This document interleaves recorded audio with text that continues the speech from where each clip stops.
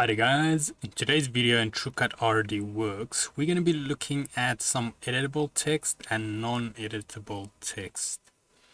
And yeah, before that, let's have a quick intro first.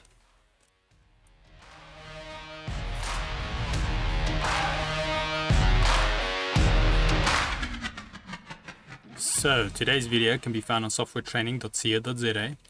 We make short and easy to watch problem solving videos, and we also have daily updates. Otherwise, back in the program here. Now, just a quick reminder, this is a mini-series on the text tool, and we'll also be leaving relevant links in the description so you guys can actually follow along. Now, when it comes to the topic of editable and non-editable text, it is important to know how it happens that your text becomes non-editable so that you don't actually do that in future, or if you did want to, you know how to go about it.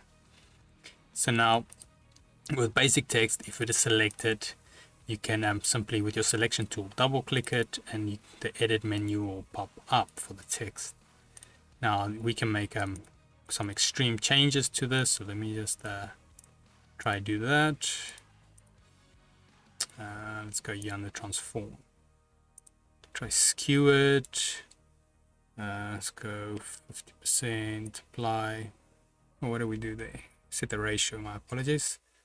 Skew it as well, and then we can even, just for the fun of it, rotate it. So now, as you can imagine, this text is quite edited. So now if we double click this, you'll notice we can actually still edit this text, so we can add letters to it and so forth. And that is the great thing of this method of working, is that your text you can still edit after you've done some extreme changes. But when something becomes non-editable, that means we can no longer edit the text properties.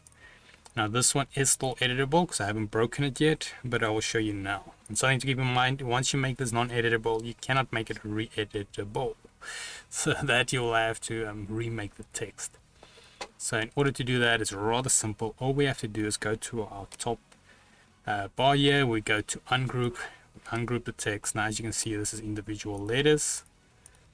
And then also if we go to the node, my apologies, node editor, you can notice we can actually edit the nodes now.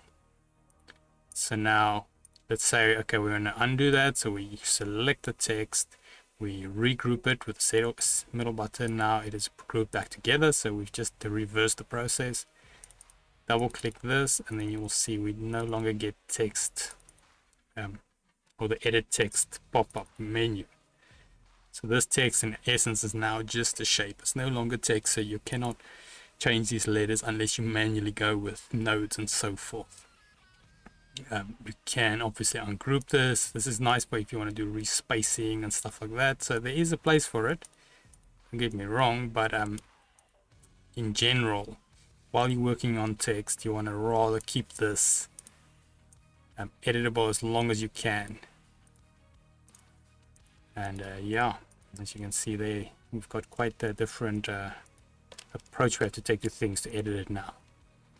So yeah, that's pretty much covers that. So just a quick recap. Once you ungroup text with the ungroup button, it is no longer editable, even if you regroup it. The only way to undo that is you have to physically use your Control Z or the undo buttons on top here, and that's presuming you can still undo that far back. And then we can see, maybe we're lucky here. Let's try. Okay, so we have to undo even more. I'll undo it till the 2 is gone. Oh, there we go. So now this should be fine. But if you've saved your file and you come back in, all these undos gets reset. So or if just say that if you've saved the program and you've closed it, or the file, then it will no longer be able to undo that far back. So yeah, that's the main two differences between the two. Good way to work in final product. You can always do this in case you don't know if your clients are going to have a font or anything like that on the system. But make sure you do that on a backup. So just go file, save as, name it a new name. But yeah, otherwise we head here to softwaretraining.co.za. You guys will notice we've got a variety of different softwares to cover, and also you can isolate your search on the top right. If you do not, however, find the training videos you're looking for, just simply go here, request a training video, fill in the mini form, then we'll do our best to try and make that for you. But otherwise, thanks guys for watching, and cheers.